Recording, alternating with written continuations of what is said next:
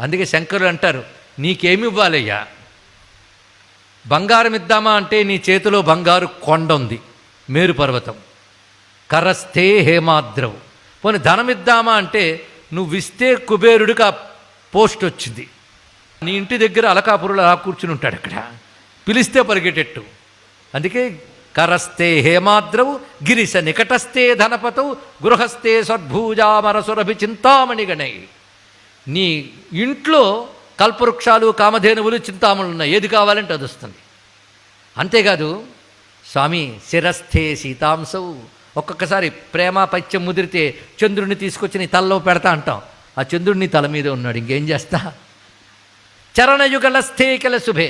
నీకేదైనా ఫేవర్ మంచి చేస్తాం, శుభం చేద్దామంటే శుభాలన్నీ నీ పాదాల్లోనూ ఉన్నాయి. అన్నీ ఉన్న నీకు నేనేమిస్తానయ్యా?